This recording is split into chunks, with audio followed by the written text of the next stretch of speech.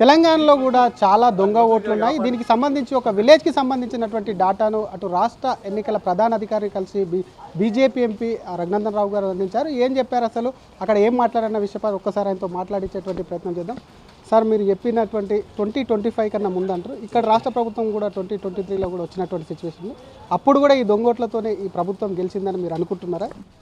2023 assembly ఎన్నికల నుంచి మొదలైనటువంటి ఈ దొంగ ఓట్ల చేర్పించే కార్యక్రమం 23 అసెంబ్లీ ఎన్నికల కంటే ముందు జరిగింది, 24 పార్లమెంట్ ఎన్నికల కంటే ముందు జరిగింది. ఇప్పుడు జరిగినటువంటి సర్వే లోపల కూడా అడిషన్ ఆఫ్ ఓట్స్ అనేవి విపరీతంగా పెరిగిపోతూ ఉన్నాయి. స్థానిక సంస్థల ఎన్నికల్ని దృష్టిలో పెట్టుకొని ఎక్కడెక్కడో ఉన్నటువంటి వాళ్ళని, వేరే రాష్ట్రాల్లో ఉన్న వాళ్ళని ఇండస్ట్రియలైజేషన్ జరిగింది కాబట్టి పటాన్చెరు, జిన్నారం, బొల్లారం, కాజిపల్లి ఈ ప్రాంతాలలో ఎవరు ఏ ఊరోళ్ళో తెలియదు. ఒరిజినల్ ఊరోళ్ళు 1000 ఓట్లు ఉంటే ఇంకొక 10,000 ఓట్లను యాడ్ చేస్తూ ఉన్నారు. ఇట్లాంటి వాటినన్నింటినీ మున్సిపాలిటీలుగా మారుస్తూ ఉన్నారు. దీనివల్ల అటు అసెంబ్లీకైనా ఇటు పార్లమెంట్కైనా రేపు జరగబోయే స్థానిక సంస్థల ఎన్నికలకైనా నష్టం వాటిల్లొద్దంటే మేము చెప్పేది ఒకటి, ఏంది, దొంగ ఓట్లను ఏరేయండి, ఎస్ఐఆర్ని ఈ దేశం మొత్తం నిర్వహించండి.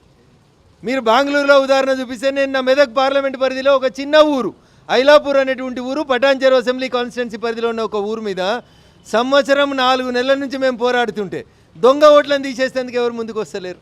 ఇగో ఇందుకనే ఇలా మేము ఈరోజు మళ్ళీ ఒకసారి రాష్ట్ర ఎన్నికల ప్రధాన అధికారి గారిని కలిసి శాసనసభ ఎన్నికలు, పార్లమెంట్ ఎన్నికలలో జరిగినటువంటి అవకతవకల్ని సరిదిద్దే అవకాశం మీకు ఉందో లేదో నాకు తెలియదు, కానీ రేపు జరగబోతాయి అనుకుంటున్నటువంటి లోకల్ బాడీ ఎన్నికల కంటే ముందు దయచేసి ఎస్ఐఆర్ చేసి, ఎందుకంటే ముఖ్యమంత్రి గారు మొన్న ఢిల్లీకి వచ్చే మాట చెప్పారు, ఈ దేశంలో 300 మంది ముఖ్యమంత్రులు నాకంటే ముందు పోతే ఏ ముఖ్యమంత్రి కూడా కులగణన చేసేందుకు ధైర్యం చేయలే.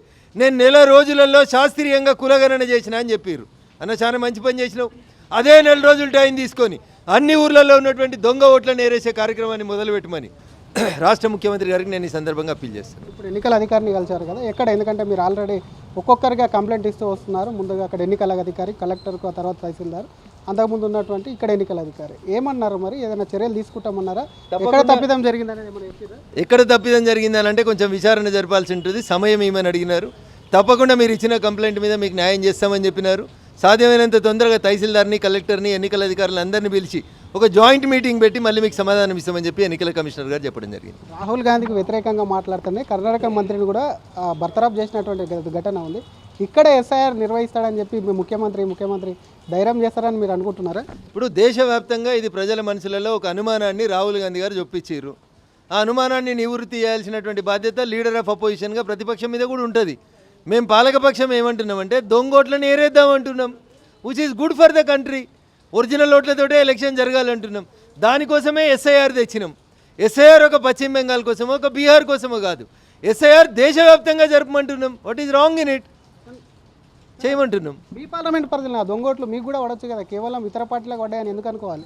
నేనేమంటున్నాను, దొంగ ఓట్లు నాకు పడ్డాయా నీకు పడ్డాయా అనేది క్వశ్చన్ కాదు. ఇక్కడ దొంగ ఓట్లు ఉండొద్దు అని అంటున్నాను నేను. ఎస్ఐఆర్ స్పెషల్ ఇంటెన్సివ్ రివిజన్ ఏదైతే పెట్టిరో చేయండి అంటున్నా. చేస్తే కదా మనకు సార్ ఉండాలా వద్దా, దొంగ ఓట్లు ఎన్ని ఉన్నాయని తెలుస్తుంది. నేను ఒక చిన్న విలేజ్ని నా పార్లమెంట్ ఎన్నికల కంటే ముందు అనుమానం వచ్చి చేస్తే ఒక ఊర్లోనే ఇన్ని ఓట్లు దొరుకుతాయి. మా పార్లమెంట్లో అన్ని ఇండస్ట్రియల్ ఏరియాస్ ఉన్నాయి, అక్కడ ఎన్ని వచ్చినారు, బీహార్ వాళ్ళు ఎంతమంది, ఒడిశా వాళ్ళు ఎంతమంది, ఛత్తీస్గఢ్ వాళ్ళు ఎంతమంది, బీదర్ వాళ్ళు ఎంతమంది, ఈ లెక్క తేలాలనా వద్దా? దానికోసమే ఎస్ఐఆర్ని తెలంగాణలో మొదలుపెట్టమని ప్రభుత్వాన్ని అడుగుతా ఉన్నాం. డెడ్ లైన్ విధిస్తారా? ప్రభుత్వాన్ని, ఇక్కడ ఉన్నటువంటి ప్రభుత్వాన్ని మేము అప్పీల్ చేస్తూ ఉన్నాం, వారికి అర్థమయ్యే భాషలో చెప్తున్నాం. మీకు చేసే శక్తి ఉందని మీరు మొన్న ఢిల్లీకి వచ్చి చెప్పారు కాబట్టి, 300 మంది ముఖ్యమంత్రులు దేశంలో చేయింది నేను చేసినా అని చెప్పుకున్నారు కాబట్టి ఇది కూడా చేయన్నా అని చెప్తా ఉన్నాం. It is not an issue of the party, it is the issue of the country. ఈ దేశంలో దొంగతనంగా చొరబడి దొంగ ఓట్లను ఎంట్రీ చేసుకుంటున్నటువంటి వాళ్ళు ఏ దేశస్తులైనా జాగ్రత్తగా చర్య తీసుకోమని అడుగుతున్నాం. ఇతర రాష్ట్రాల వాళ్ళు ఉన్నారనుకుంటున్నారా, లేదంటే 100% ఈ ఓటర్ లిస్ట్ లోపల బీహార్ వాళ్ళు, బీదర్ వాళ్ళు, ఛత్తీస్గఢ్ వాళ్ళు, ఒడిశా వాళ్ళ పేర్లు ఉన్నాయి. వీళ్ళెవరు కూడా ఇక్కడ మా దగ్గర ఉన్నోళ్ళు కాదు, వీళ్ళకి ఇండ్లు లేవు, డోర్లు లేవు. దొంగ డోర్ నెంబర్లను క్రియేట్ చేసి దొంగ ఓట్లు వచ్చినాయి అనేది మేము చేస్తున్నాం. అట్లా ఏమన్నా మనం సదాశివపేటలో, ఇస్నాపూర్లో, సంగారెడ్డిలో రోహింగ్యాలను పట్టుకొని వాళ్ళకి ఎలక్షన్ కార్డులు, ఆధార్ కార్డులు ఇస్తుంటే గొడవ చేసి కేసులు నమోదు చేయించిన నేను ఎంపీ గెలిచిన తర్వాత. ఇదొక ఐలాపూర్కే కన్ఫైన్ అయిందని నేను అనుకుంటలేను. మున్సిపాలిటీ ప్రాంతాలలో అంతటికి కూడా ఈ రోహింగ్యాలు, బంగ్లాదేశ్ నుంచి వచ్చిన వాళ్ళు అందరూ ఉన్నట్టు అనిపిస్తుంది. అందుకనే మొత్తం భాగ్యనగరంలో ఎస్ఐఆర్ అనేది అర్జెంటుగా మొదలు పెట్టాలి, లోకల్ బాడీ ఎన్నికల కంటే ముందు, జీహెచ్ఎంసీ ఎన్నికల కంటే ముందని డిమాండ్ చేస్తా ఉన్నాను.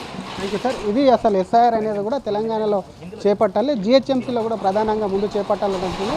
కర్ణాటక సంబంధించి ఒక మంత్రిని ఏ విధంగా అయితే బర్తరఫ్ చేశారు, అదే కాకుండా ఇక్కడ తెలంగాణలో ముఖ్యమంత్రి తనకంటే 300 కన్నా ముఖ్యమంత్రిగా ముందున్నటువంటి రేవంత్ రెడ్డి ఇక్కడ తెలంగాణలో ఎస్ఐఆర్ చేపట్టేందుకు ఎందుకు చెబుతున్నారు, ఇటు ఎన్నికలు కూడా ఒక పారదర్శకంగా జరగాలంటే డెఫినెట్గా కూడా ఎస్ఐఆర్ చేపట్టాలని చెప్పి బీజేపీ రఘునందన్ రావు డిమాండ్ చేస్తున్నారు. అసలైన తొలి వెలుగు.